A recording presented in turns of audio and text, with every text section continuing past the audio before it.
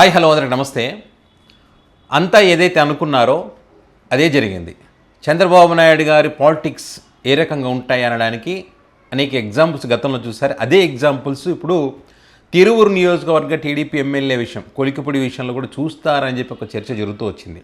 ఎందుకంటే కొలికిపూడి శ్రీనివాసరావు గారు ఈ ప్రభుత్వానికి సంబంధించి బెల్ట్ షాపులు అనుకోండి, రమేష్ రెడ్డి ఆడవాళ్ళ పట్ల వివరించినటువంటి తీరుకు సంబంధించి కానివ్వండి, అక్కడ దందాలు చేసినటువంటి వాటికి సంబంధించి కానివ్వండి, అవినీతి అక్రమాలకు పాల్పడుతున్నారు, ఇది చెయ్యొద్దని చెప్పాను కాబట్టి నా పైన కక్ష కట్టారు, ఒక సామాజిక వర్గం నన్ను అనగదొక్కేటువంటి ప్రయత్నం చేస్తూ ఉన్నారని చెప్పి కొలికిపూడి శ్రీనివాసరావు గారు ఈ మధ్య ఏదైతే మాట్లాడారో ఆయన మీద చర్యలు తీసుకుంటాం, యాక్షన్ ఉంటుందని చెప్పి పెద్ద ఎత్తున ప్రచారం చేశారు.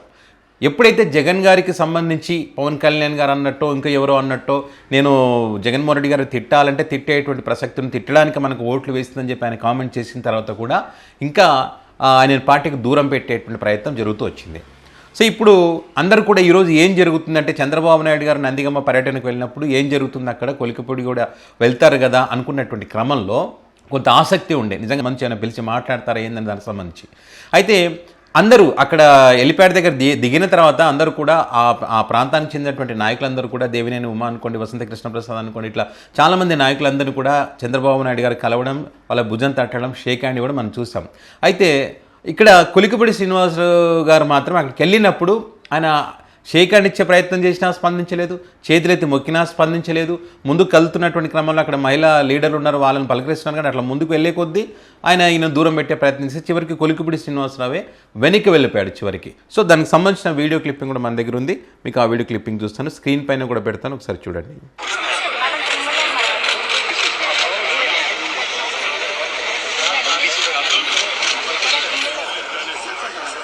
ఇక్కడ అందరినీ కలుస్తూ ఉన్నారు. అక్కడ కనీసం అటువైపు కూడా చూడట్లేదు, కొలికిపూడి శ్రీనివాసరావు గారి వైపు అసలు చూడలేదు.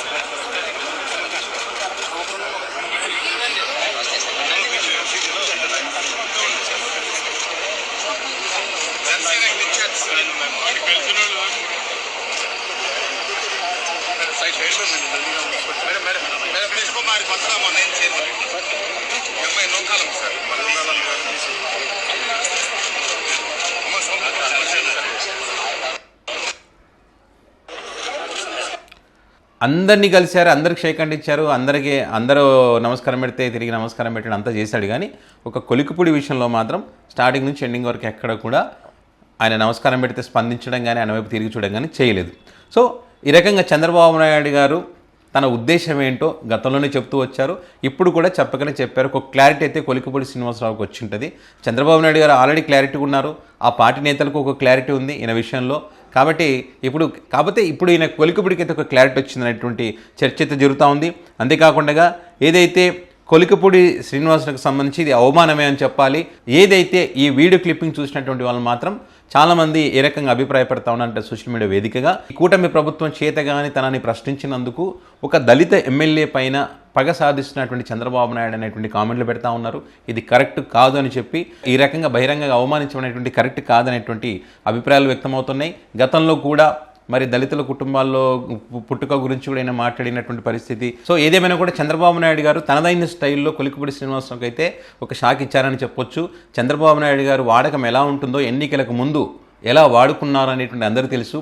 తన అవసరాలకు ఏ నాయకులను వాడుకుంటే తనకు ప్లస్ అవుతుందనేటువంటి చంద్రబాబు గారికి తెలుసు. అప్పుడు కొలికిపూడి శ్రీనివాసరావుని ఆ రకంగా వాడుకున్నాడు. తనకు అనుకూలంగా ఉన్నటువంటి మీడియాలో జగన్మోహన్ రెడ్డి తిట్టించడం కానీ, అమరావతికి సంబంధించి కానీ పెద్ద ఎత్తున మరి ప్రతి డిబేట్లో కూడా కొలికిపూడి శ్రీనివాసరావు మాట్లాడడం జరిగింది. సో ఆ క్రమంలో ఆయనను బాగా వాడుకున్నటువంటి వ్యక్తి ఈరోజు అవసరం తీరిపోయిన తర్వాత మరి ఈరోజు ఆయన పక్కన పెట్టారనేటువంటి అభిప్రాయాలు కూడా ఎక్కువగా ఉన్నటువంటి పరిస్థితి.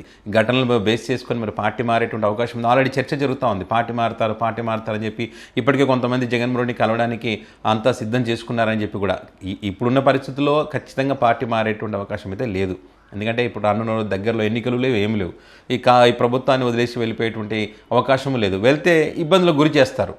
సో కాబట్టి వెళ్ళకపోవచ్చు అనేటువంటి అభిప్రాయాలు ఎక్కువగా ఉన్నాయి. ఒకవేళ కొంతమంది ఏంటంటే వెళితే ఖచ్చితంగా అది చంద్రబాబు నాయుడు గారికి నష్టం జరుగుతుంది. గతంలో అమరావతికి సంబంధించి కానీ అనేక అంశాలకు సంబంధించి ఎక్కువగా మాట్లాడారు కాబట్టి వాటికి సంబంధించిన ఏమైనా నిజాలు ఏమైనా బయట పెట్టేటువంటి అవకాశం ఉంటుందా?